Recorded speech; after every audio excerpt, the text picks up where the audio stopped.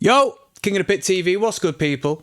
Signing in with a few ditties, alright? We got Stranger in the Alps, Phoebe Bridgers' debut album. Always fascinating to hear this sad girl music, alright? As a fan of a good song, as a fan of songwriting, I always find great discussion through these acts and these acts adjacent, alright? I'm gonna put my foot on the brake of being too critical, because I can be from time to time. We're gonna approach this with a light heart. I'm not gonna waste no time. This listen goes out to James, who recommended this over on the Patreon. Let's see what we have in store, shall we? This one's entitled Smoke Signals, alright? We've got 11 tunes ahead of us.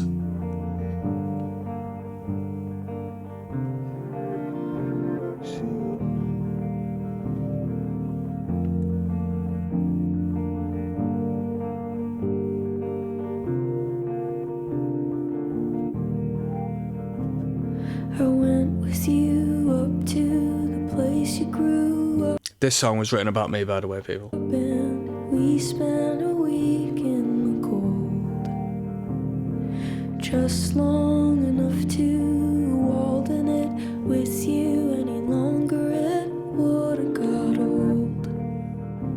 Singing Ace of Spades when Lemmy died, but nothing's changed. LA's alright. I'm sleeping in my bed again and getting in my head, and then walk around the reservoir.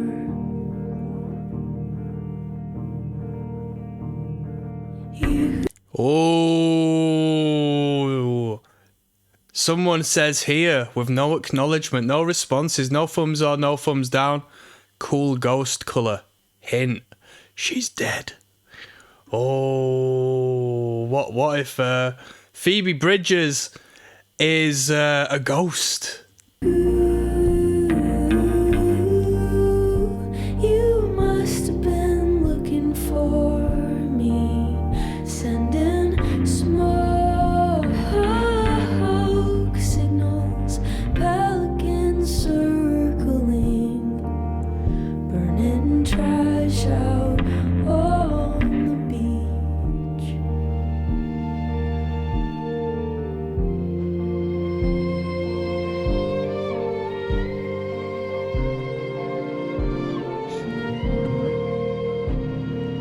One of your eyes is 2017. always half shut. Something happened when you were. Produced by Tony Berg.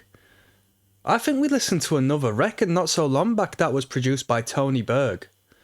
Can't put my finger on who. a kid. I didn't know you then, and I'll never understand why it feels like I did. A good element of this style of songwriting is how they minimize a maximum instrumental. And what do I mean by that? I mean, we've got these three-piece bands with big roaring electric guitars and incredible low-frequency droning bass guitars and powerful drums. And there's so much, and rock bands in general, and instrumentally, they're so much more minimal and have less tools to deal with than these songwriters. Because these songwriters have a surprising amount of assistance as far as the instrumental spectrum is concerned, yet they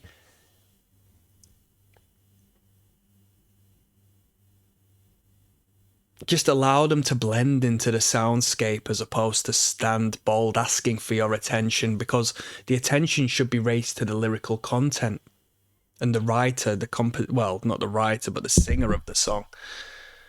So we've got little string moments coming in and out. We've got a single kick going there, ever so faint in the background. We've got the repetitive drone of the broken chord. And it builds, it builds, it builds. I bet you by the end of this song, there's a lot more going on in the instrumental than what we got now. How soon is it now? Or the audacity has somewhat grown, you know?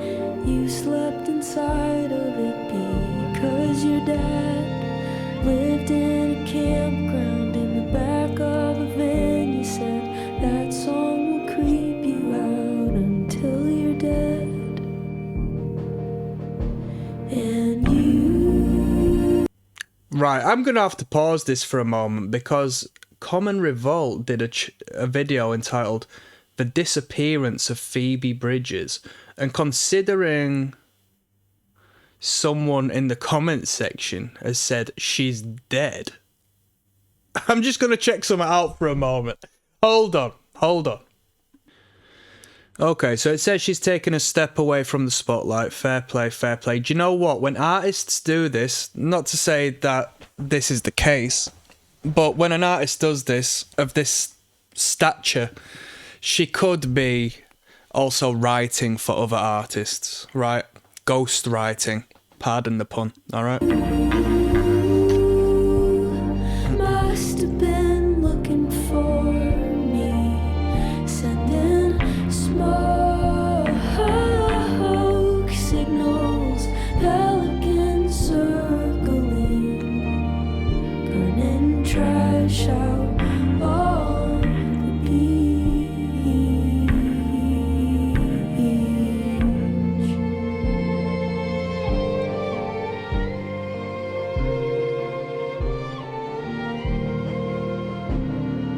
I wanna live at This album cover is a unique blend of woke LGBT and Confederate Grand Wizard.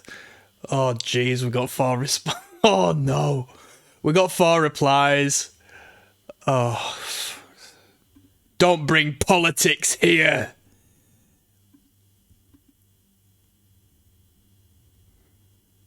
I spoke of this. We did a listen. Oh my God! The account says, I love this song. I don't love its title. There is no other way to put this. This is appropriation. You do not make smoke signals. You took this and made this a metaphor. People get worked up. This is projection. People get worked up over what appropriation means. It's not complicated. You are profiting off of something that you divorced from its literal ground. Oh my flipping days. Thumb down that shit. Just grow up. Oh my God. People find anything to be offended by. I wonder if this person's felt any real pain in life. Do you know what I mean? Because trust me, you know what I mean? Maybe you need to expand your horizons a little bit. Someone says that's how metaphor works. Someone says, TF are you talking about? What she's referring to is Native American culture. Yo, let me just say, any culture across the world, fuck them all, alright? Don't give a fuck. Anyway, that was edgy, alright? I don't like softness, man. I'm in the wrong place. I'm in the wrong place, evidently, if that annoys me. Don't get me wrong, alright? But I was going to comment on this. So it says, the album cover is a unique blend of woke LGBT, and we listened to Pavement last, and I went on a bit of a tangent in relation to the word woke, because I was speaking on linguistics, and I was speaking of cultures, I was speaking on how in the music sense, the labels and whatnot and those who want to dictate a message and use music to socially engineer certain cultures to behave in a particular way, which works, right? And it happens, right? Let's not be naive here. And the rap culture is that to promote you too can own this big stack of fiat finance, this big stack of IOU paper, right? If you aspire to be like me and promote shitting on your doorstep, promote selling drugs to your community, promote beefing with people who look like you, And this interlinks with, you know, Freudian psychology in relation to the father or absence of the father and the consistent promotion of such and how that affects the psyche and all of that bad stuff and how this is weaponized to destroy communities and to influence particular communities. Let's take rap out of the picture. I went and watched flipping... Who was it? The Lumineers, and I'm looking at the crowd. I'm like, whoa, this is a market of people coming together to enjoy the same band. Imagine if this band came out with a political statement, they would influence all of the people in this room together to particularly you know, to engineer them to go in a particular direction. Isn't that powerful? Isn't that powerful? And anyway, I digress. I say that to say this: the word woke, like the linguistic thing of calling your thinking it's good to be real, and by being real, that means hurting other people, killing other people, going to prison, not getting a job but selling drugs. That's to be a real person in particular cultures, all right? Not to disrespect any culture. I'm just saying as far as what the music expresses and how we can call each other dogs. That's my dog. Reducing them to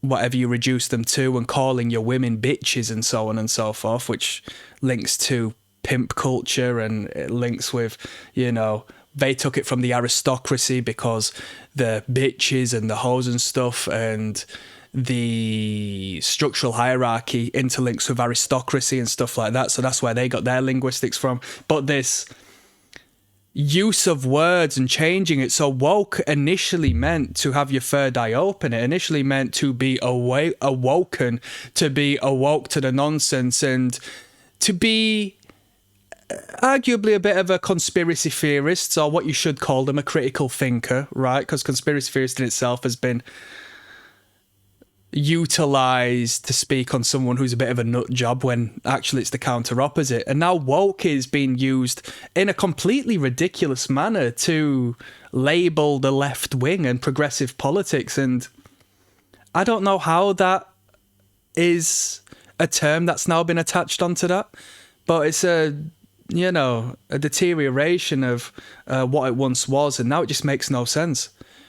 You know what I mean? If you, for example, are a right-wing individual and you say, I hate them woke people, it's like, well, what are you then, asleep?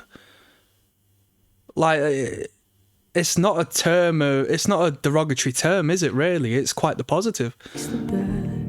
Sorry for that, people. I went on a West one, but we're here to discuss, aren't we? I tell you, these acts create great discussion.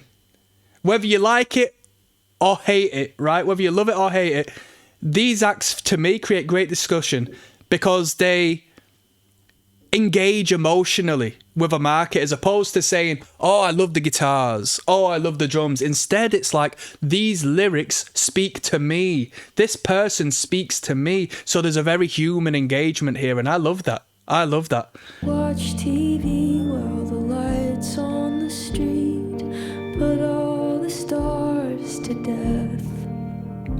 It's been on my mind since Bowie died, just checking out. Don't go making no smoke signals, by the way, people. You'll end up setting someone on fire. And all of our problems I'm gonna solve. Look at how the rainbow hits the head there. Shotgun, speeding 'cause fuck the cops. The rainbow is symbolic in many ways. You must have been looking for me, sending smoke signals, pelicans circling, burning trash out on the beach.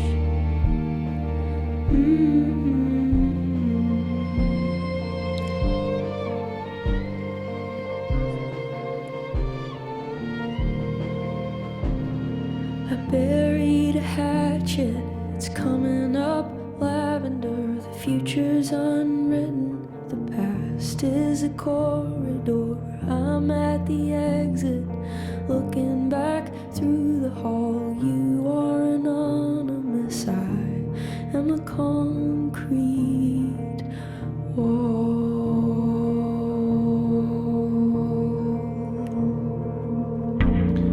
We just got a 15-minute video out of the first song, so this entire listen through goes out to James, who recommended this on the Patreon. We're going to be discussing this. Comment section is going to get me laughing. I'm telling you. I hope we get some more